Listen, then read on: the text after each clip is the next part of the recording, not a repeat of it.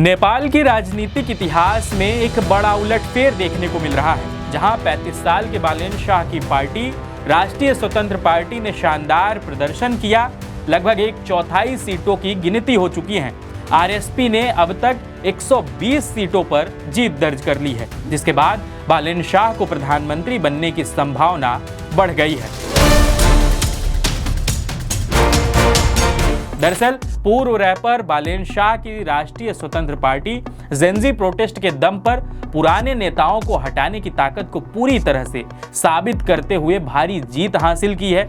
बालेन शाह की पार्टी ने 3 बार के प्रधानमंत्री रहे केपी शर्मा ओली को भारी अंतर से हराकर अपनी पार्टी को सबसे बड़ी चुनावी जीत की ओर ले गए हैं।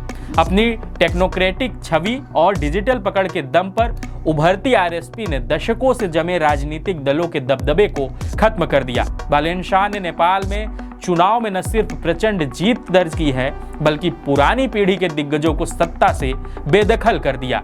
आपको पता होगा कि पिछले साल नेपाल में लगे सोशल मीडिया बैन का जेंजी प्रोटेस्ट कर रहे थे और दर्जनों लोग उसमें मारे भी गए थे।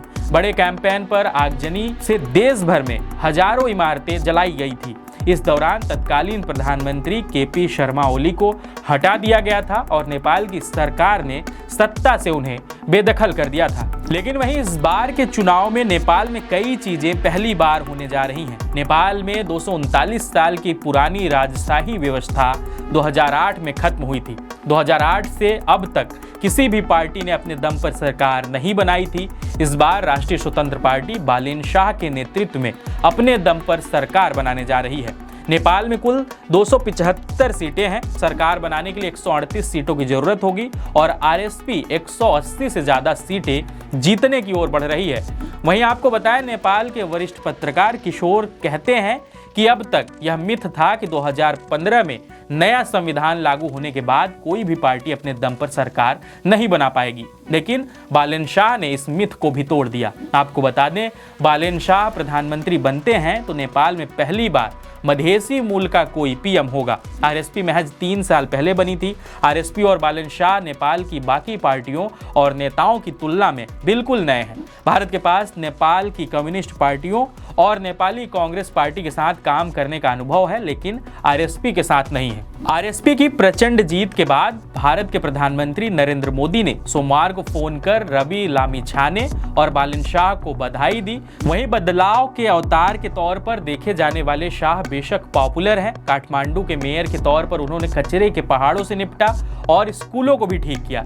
लेकिन अब देखना यह होगा कि बालेन शाह नेपाल की सत्ता में अपना कार्यकाल पूरा कर पाएंगे या नहीं, क्योंकि नेपाल के इतिहास में कोई भी चुनी हुई सरकार पूरे 5 साल का समय नहीं दे पाई। बालेन शाह का सोशल मीडिया पर रवैया लड़ाकू है। उन्होंने नेपाल के पॉलिटिकल सिस्टम के साथ साथ भारत, चीन और अमेरिका के खिलाफ भी आवाज उठाई है।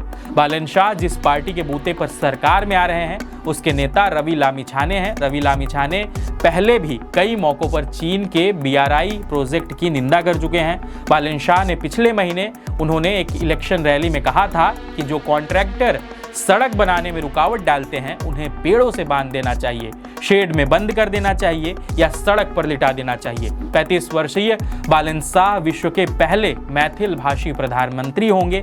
इससे पहले कोई भी मैथिल भाषी प्रधानमंत्री कभी नहीं बना। इनकी शिक्षा दीक्षा भारत के कर्नाटक में हुई। अपने चुनाव प्रचार के दौरान बालेन ने जनकपुर के तिरहुतिया गाछी में एक बड़ी जनसभा को मैथिल भाषा में संबोधित करते हुए स्वयं को मधेसी छौरा भी कहा था।